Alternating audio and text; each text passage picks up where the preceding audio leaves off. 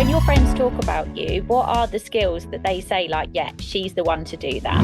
Find joy, be kind, do the things that make you happy, and build the life that you can lead with purpose, joy and passion. Previously, I'd thought of all of these chapters in my life to be very separate, like one happens and then it ended. And then there was something completely new and different. But actually, of course, it's not like that at all. Everything evolves from one part to the other. Welcome to the Spotlight series, season 2 of the Showbiz Side Hustle Podcast, where each week we meet one of the brilliant co-authors and creatives behind Spotlight on Success, the PerformerPreneur book that's redefining what success looks like both in and out of the showbiz spotlight. I'm your host here, Nicole Louise Geddes, and in these special episodes we learn even more about the stories behind the sequins, raw, honest, powerful reminders that the end of one act is only the beginning of another. So listen in as we chat challenges and triumphs and inspire you to shine in any spotlight you like. Hello and welcome back. We are here with more behind the scenes stories from the Spotlight on Success PerformerPreneur book collaboration. Today's podcast guest is Rebecca Griffiths, an educator, tutor, circus performer and multi-business owner whose life is a vibrant blend of learning, creativity and courage. From primary school classrooms to fire shows on the beach of the Maldives, Rebecca's story is all about trusting your instincts and building a life that truly fits. In her chapter titled Find Your Purpose, Rebecca shares what it means to walk away from comfort and follow the call of purpose, even when the world says it's best to play it safe. It's a powerful reminder that transformation doesn't always start with a plan. Sometimes it starts with one brave step towards joy. Let's dive into Rebecca's story and the moments that allowed her to sparkle, reinvent herself, and share her truth. Please welcome to the Spotlight series the fantastic and fun Rebecca. Hi, Nicole. Thank you for having me. Absolute pleasure, my darling. I'm so excited to get into this conversation with you. We're going to start with the title of your chapter, Find Your Purpose. Can you talk to myself and the listeners about that chapter titled Choice and the message that you want your whole chapter to gift to the reader? Yeah, of course. So I chose that title for my chapter, Find Your Purpose. It seemed to summarize the journey that I've been on in the last few years of my life, in my career. So I've been on a journey from my full-time teaching career, performing full-time, teaching full-time, leading an early years setting, doing so many things that actually I just reached full capacity. So I decided to dig deep and find my own purpose. So it's kind of just a reflection of the journey I've been on over the last few years. Oh, and you just mentioned there that you were an early years teacher. The story in the chapter does talk about that. And I'm sure you are an exceptional and inspirational teacher and now tutor. If you could simplify that message for those tiny children in the early years setting, what would you say to them? This is something that we talked about lots in school. I think even with very small children, you often talk about their aspirations and their ambitions. You are their first role model as their first teacher in the early years. So it's a conversation that we'd have often. I just tell them that they have to do what brings them joy and they have to find what makes them happy and then find a way for that to be what they do every single day. I want them to be happy when they wake up in the morning. I want them to feel content and like they've lived a life of purpose throughout the day, that they've been kind and that they've always put their well-being at the forefront of what they do. Oh, that is so incredibly important. And it's a message that I talk about with my own son, who's not quite early years anymore, but I've certainly said that to him from day one. Find joy, be kind, do the things that make you happy, and build the life that you can lead with purpose, joy, and passion, which is what the book is about. What led you to joining us on this collaboration process? What was it that spoke to you? I was really inspired by all of the other authors that were joining. I know that they're all very successful in business, that they all are top of their game in their respective fields. And I really wanted to be part of that collaboration, part of that networking experience. And I was really keen to hear their stories. I didn't really consider what it would mean for me to write the chapter, or kind of how it would become a therapeutic process, but it really did. And it kind of felt like a very summative thing to do. To summarize, absolutely, doing this book collaboration helped me to reflect not just on my career and my pivot from career to entrepreneur, but it helped me to reflect back on my life from university onwards as well, which was something that I didn't expect to do. It was really useful. And it's something we don't often do at all. Any of us stop, pause. I mean, life is a rat race, right? We're all just so busy doing everything we've got to do to keep everything moving, to keep all the plates spinning. Who even has time to look and reflect back right to the beginning, which is what Louisa encouraged us to do, to map out our lives and those pivotal moments so that we could use positive psychology to build our story and reframe it in some ways. Is there anything that you stumbled across on that reflective process that you have been able to reframe, that you maybe thought of in a different way until you stopped and assessed it and thought about it better? Yeah, I think it helped me to see that there was what was described in the process as a golden thread. So something that weaved its way throughout. Previously, I'd thought of all of these chapters in my life to be very separate, like one happens and then it ended. And then there was something completely new and different. But actually, of course, it's not like that at all. Everything evolves from one part to the other. Um, so yeah, mapping out the pillars really helped me to see that I was kind of always on the same journey. I just didn't realize it at the time. Oh, I love that because it is a clever process. And to be able to have that moment of clarity, which probably pinpointed the passion that weaved through your life and your story, and the purpose that's been weaving through your life and your story, and the way that you have so wonderfully married those two together over the years. So I'm going to jump to a question that I've got here on my sheet about those businesses, those things that you have created with both your passion and purpose being very centric to them. Do you want to talk to us all about those? Yeah, absolutely. So at the moment, I have three businesses. Ruby Flames Entertainment is my main entity, providing event entertainment for a whole variety of types of events worldwide, festivals, corporate events, weddings, parties, schools, loads of different fun stuff. So it's mainly circus based. So we provide things like fire shows, stilt walkers, aerialists, all the fun glitzy stuff. And that's my main source of income. I act as an agent in that way, but I also make and design costumes, um, train lots of different skills. I'm always upskilling because I always want to be better at what I do, and continually strive to network to build the team of performers to be the best that it can be. So that's number one. From that, I started to be asked if I did birthday parties. This was something that I never ever wanted to do. I had no intention of running a children's entertainment business in any way, mainly because I was teaching all week. So I really didn't think that I would spend my weekends doing that as well. Um, but I was convinced by one of my friends who is very inspirational and also an amazing teacher and forest school leader herself. She asked me if I would do a fairy birthday party for her daughter. And that was the first party that I ever did. And the moment that I did it, I realized, oh my goodness, I love this. This is everything I love about entertainment. And this is everything I love about being with children, all rolled into one. And I couldn't believe that I hadn't stumbled across it myself previously. So that was the very beginning. And my fairy Bluebell was born at that time. And she's been moving on ever since to bigger and better and more wonderful things. And we now have collaborations with the Norfolk Library Service. So we'll be hosting workshops over the summer, promoting a love of literacy and early reading. And we're doing lots of parties, lots of educational workshops, supporting children with SEND as well at lots of local SEND events, because inclusivity is really, really important to me and to the business. And we're really excited just to see where it grows, really. We're just working with what we're asked for, what's required, what parents and children need, and then just responding in the best way that we can.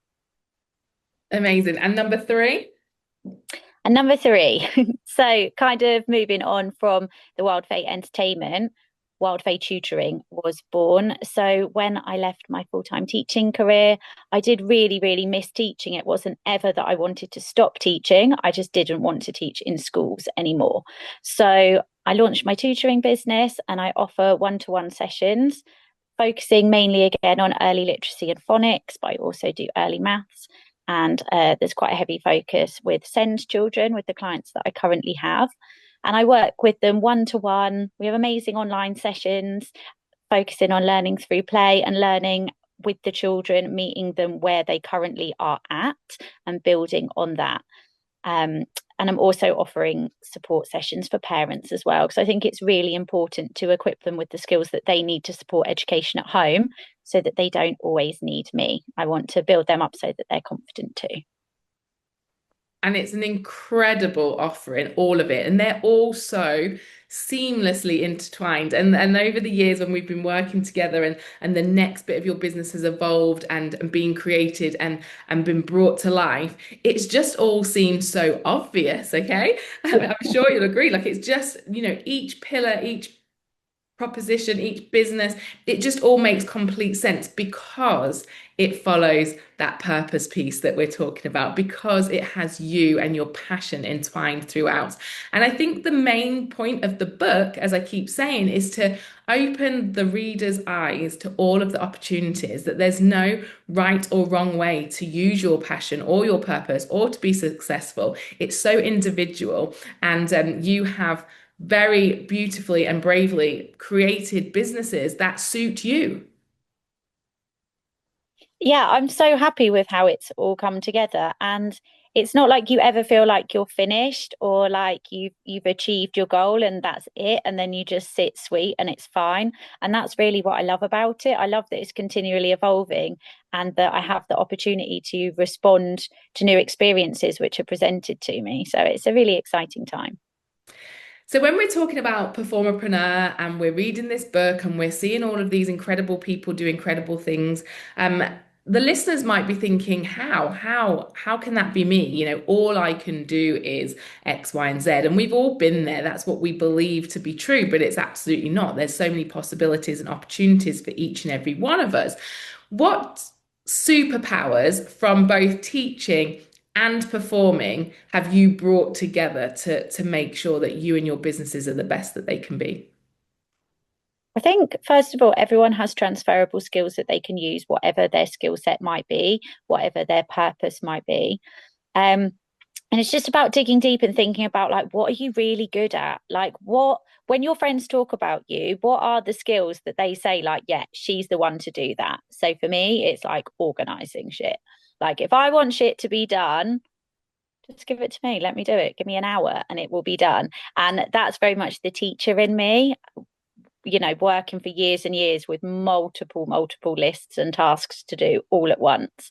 That's kind of embedded deep. So using that in my businesses helps me to be organized. It helps me to be punctual. It helps me to look for opportunities in every place that I go. It's given me the confidence to speak in front of people. So many different things. When you really dig deep with what you do, you'll find that there are so many skills that you just take for granted and you just think, oh, but I just do that anyway. But if you start to write them down on a list, kind of in like a CV way, but just for yourself, you would see that actually you've got so many skills to offer and it's just about weaving them together. I mean, you know how passionate I am about that. Super you is a word that I use. Like, let's dig deep. Let's find those things that make you you, that bring you joy, that you're good at, that you can do easily, and that you are excited to grow upon. And that then creates this ecosystem of things that you can suddenly really thrive being and doing. And yours has been taking the teaching, taking the performing, and magically mixing the two together with such brilliance. And I think it's important for the listeners to realize that you are still performing. You're not just a big business owner. You are in there day in, day out when you choose to. You are on your stilts, you are performing your circus skills, you are, becoming that fairy and inspiring and exciting those little children at the parties. And that's a choice, and that's a beautiful choice, don't you think? Yeah, I'm definitely not ready to stop performing. And I think I talk a lot about the teaching side of it and the managing side of it because that is what I do every single day. But yes, absolutely. I love performing and I don't feel that I'll be ready to stop that anytime soon. But I do know with the way that we've structured the businesses and the way that they're growing, that when the time comes when I do feel that it's time to let the younger members of the team take over with the performing jobs, that will all just be seamless and it can just happen whenever, which is, it's really good that I don't have that concern of what will happen after. I completely agree. And I try my hardest to get the message across to performers everywhere about starting these things sooner rather than later so they can become an exit strategy so that you're not stood at these crossroads wondering what the hell you're going to do next and having to take that normal job, that muggle job. And that's okay if that's where you get to and you haven't preempted any of this change. That's okay. We can support you at that moment too. But the best bit of advice from myself, and I think people will gather and grasp from reading this book, is putting those wheels in motion, however small, however slow. Do the things that are going to get you to where you want to be, because there's no worse feeling than arriving at the end of the show, so to speak, and not knowing which direction and where to go. You spent a lot of time in that moment of doing all of the things. You were teaching and you were building a business. What's your reflection on that? I think it's absolute madness.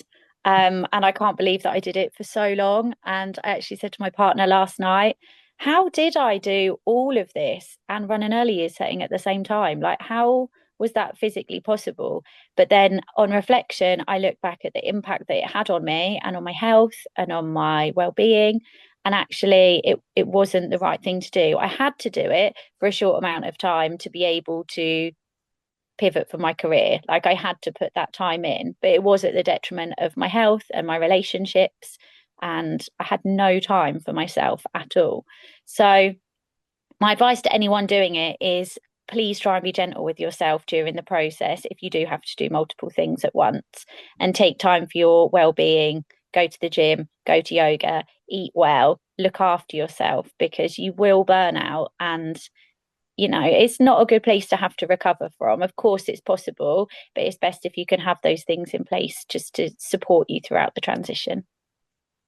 And you were, you need to be kind to yourself because you did all of the things and all of the right things. You weren't prepared to let those children down by leaving the school term early to pursue your next pivot and to your next building of businesses.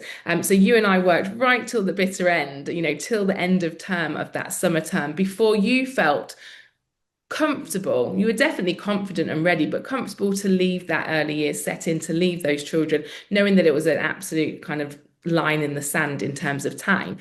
Listeners, if you're listening, there is going to be a little bit of time where you have to do all of the things, and people like myself will be able to support you with that. But if you have the luxury of not a dead set term time, for instance, like Rebecca, then absolutely do as she says. Listen to those alarm bells that it's too much, it's too long, it's too hard, and lean in, be really intuitive. But I wanted to reflect that back to you because you did all of the right things for you with the career path that you were on and the children that you were supporting. So please be kind to yourself about that. But it's not nice to know that you felt that you'd reached burnout and the end of that road.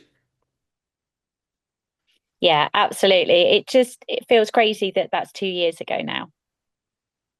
2 fantastic years. How would you summarize the next chapter, this 2 years since leaving teaching? A whirlwind. It looks like a wonderful whirlwind to me. What would when you left that school setting, you probably didn't really envisage how big this would be for you. So on reflection, what's the past 2 years been like? Yeah, I kind of had no idea of what would come next. And it was really hard to think about the time that came next because all of my thought was in getting to the end of the term and And that was it. Like it was such a final deadline. The end of term, summer term is always really emotional because you say goodbye to your class and you have to let them go. And it's a really big time for teachers anyway. You're also all totally exhausted and you just need to lie down for like a good week in a dark room. So it's always a cumulative time. But knowing that it was going to be the end of my teaching career in schools, it felt really heavy and I carried it really heavy. And there was no thought of what would come next, other than the fact that I'd booked to go traveling on the first day that everyone would return to school in September. I booked it that day so that I knew it was a positive change and good was coming and I was going to do what I loved. So took my hula hoops and my juggling stuff and got on a plane. And that was the best way to look forward. But other than booking that plane ticket, I didn't have any preconceptions of what it was going to be like. You say that, and I completely believe and trust that that is to be true. But from my seat where I was looking, there was just no doubt in my mind that it would do exactly what it's done. It would fly. And you have flown. You've flown all around the world with your businesses, with your skills. It's been incredibly joyous to watch. And joy actually has been a big part of your journey as well. And just making sure that you're doing those things that bring you joy. What are they? Yeah, of course. So I do have in my time blocked calendar, bits every single day. What are you doing today that brings you joy? You have to put something in, especially now that you're your own boss, you run your own businesses, your schedule is up to you. It's really important to make sure that you're spending time and putting in your diary, do something that brings you joy. So for me, it's making sure I've got time to train. So since leaving teaching, I've started learning aerial. I never had the time or the strength or the energy during my career to do that, even though it was something I really wanted to do. So I've been absolutely loving doing that, spending lots more time training, learning lots of new skills, doing yoga like as often as I can, but also just doing things like sitting down, reading a book, like eating breakfast, sitting down instead of whilst driving to work. Like they're those little indicators of joy when you know you've made the right choice because you have time to live in a more healthy way and that's more aligned with how calm you want to be, I think. So if you could go right back, so I'm just thinking about your chapter. You start the chapter, as many of us feel on reflection, have felt, people listening will feel. You start the chapter in that area of uncertainty of how you're going to make a creative life work in terms of finances, financially. So to be here, fast forwarded all these years later, and be living the dream, following your purpose, creating wealth through your own businesses is incredible. And at that beginning point where you had that uncertainty, what would you say to yourself now, or what would you say to other people that are at that beginning of that journey that are maybe making decisions based on this famine or feast nature of the industry? Yeah, it is super tricky. And at first, it does feel like you have to do every single job and a million things at once just to get by. And if you are totally independent on yourself for finances and you don't have the luxury of other people supporting you, then I totally hear you. And I know how hard that is. And it can be like a massive slog. So when I was younger, when I was doing my art degree, I also worked in two shops at the same time, like just to be able to afford my rent whilst I was at university. So you do have to do all of the rubbish things as well, but with the long term goal that this is going to make me money and I will do everything in my power to make sure that it does. Um, just take every opportunity that you can as well. Like, don't be picky, be happy, be confident, network with people, talk to people, tell people about your dreams and what you aspire to do, because the more you talk them out loud, the more likely they are to manifest into something real. Um, and just keep pushing as well. Like even on the days where you think, oh, I don't know if I'm making enough money or I don't know if I can do it. Just really think like, okay, these are my skills. What else can I do? What else can I create? What else can I offer? Who can I sell it to? And just make it happen. I love that. I've got goose pimples because I think the running theme through the book is exactly that. The people that are succeeding, oh, and I'm going to say that in inverted commas because actually, in my opinion, everyone is in their own way, and that's the whole premise of the book.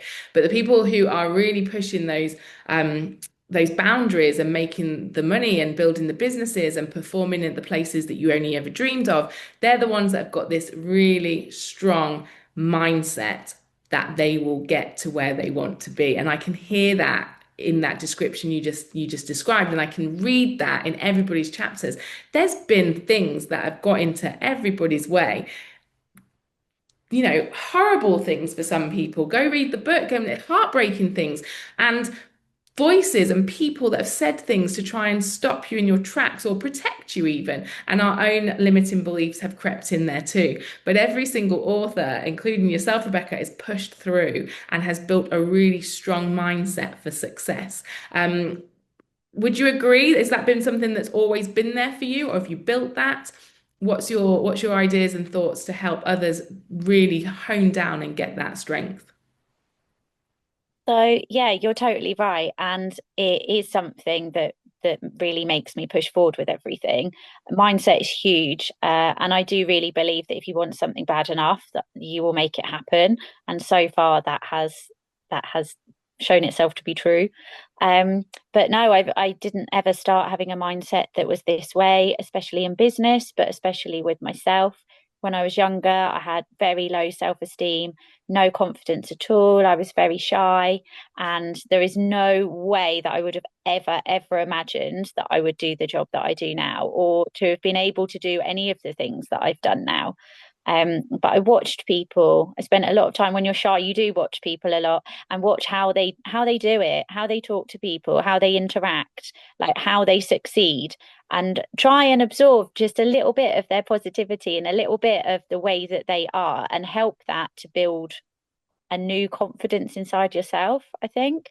And the more that you start to believe you can, and you see that you can, it gives you that reassurance that you're right. And then from that, it builds more confidence on top of that.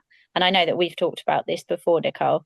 Um, and it does, it just spirals. And I think you just have to lay that first building block of like, okay, this is where I want to go. This is the mindset that I need to have. I'm just going to do one little thing today, working towards that. And tomorrow I'll do a little bit more and just go from there. And surround yourself with people that are doing it too, like yourself with the Absolutely. book collaboration. Being amongst you all has been so empowering and exciting because we're all on the same page. We've all got the same energy. We're all excited. We all want the same outcome for the book. We all want the creativity to ooze out of each of us, and we're supporting. And I think you're right. Watching other people, surrounding yourself by other people, they're the keys to changing the direction of your life. And I think, unfortunately, in the performing arts industry, we're given a set of rules or directions or instructions, and it feels like that's our only option. But when you do look around, like you're saying, and you look at what other people are doing, and you look at what they believe, and you look at what they're achieving, then you open your whole eyes to the fact that you can do that too. And that's why I brought you all together. I want the world, the industry, anybody really, to know that there's no right or wrong way of doing things. Just find the person that's doing it and work out how you can be amongst them, do it too, and shine in your own way, in your own spotlights. Rebecca, you are doing it brilliantly. I know that there will be people watching you. And I know that you'll be inspiring them. Your story has been incredible to read, incredible to be part of over the years as well as your mentor and friend. And I just think there's just no end to what's going to happen for you next. What have you got set in your sights for next? So the next things that we're working on, apart from launching the book, which is super exciting and taking all of my brain power at the moment, I'm looking to just build and grow a network and just see what happens. Like for so many years, I worked under such a strict regime of like, this is what you've got to do, and this is what you've got to do now, right now. And everything was told down to me, like top down. And now I don't have that at all. And to start with, that was really scary because I needed to know and I needed to be told. But now that I've started to be able to let that go and just be open to, I'm not sure what's going to happen, but I know it's going to be amazing. That seems to just really work. So I'm just going to roll with that. Oh, exactly that. Roll with it. You've got absolute proof that it works for you. Your creativity and your, tenacity alongside that purpose and passion. There's no stopping you. And I'm super excited that I'll get to continue watching and being part of that journey with you too. Ladies and gents, if you're listening, Rebecca does have 3 businesses. Please go check them out in the show notes below. If you haven't read the book, I mean, what more of a nudge do you need than hearing this incredible story and knowing that there's even more insight into Rebecca and her life when you read that chapter. Rebecca's chapter features in the second section of the book, Rewriting Success, and you can hear just how much she has rewritten that. She's gone from a teaching career right through to being an entrepreneur with several businesses and still managing to perform and be creative, travel the world and still teach, which is amazing. You've just brought everything together so beautifully. So please do go buy the book, Spotlight on Success, over on Amazon. Read Rebecca's stories and the 13 other authors joining her as well. Rebecca, how would you like to end this podcast? What would you like your legacy and message to be? We know the titles Find Your Purpose. We know how strongly you believe in that pivoting and evolving and making sure that you are finding the joy. And what would you like to end the session on so that everybody really clearly knows maybe a tip or a direction that they could choose to go? So I think the main point of my chapter that keeps popping up all the way through is just how important it is to listen to your gut. And if you've already got a career and you're not happy in it, or it doesn't serve you anymore, it doesn't mean that you failed. It means that maybe you've just outgrown it, or maybe you're a different person now to what you were when you first started that career. That's not failure, that's growth. And I think it should be celebrated instead of looked at in a negative light. I had lots and lots of people saying to me, oh, you're leaving teacher. Oh, you're leaving. That's your career. What are you going to do? That's all you've ever done. And it felt quite negative to receive that all the time and to kind of feel like I had to justify myself because I knew it was the right thing to do. And I knew that other people wouldn't understand. But don't let that get you down and don't let that change your vision. If you know what's right and you can feel it in your gut, then you just knuckle down, do the work and make it happen.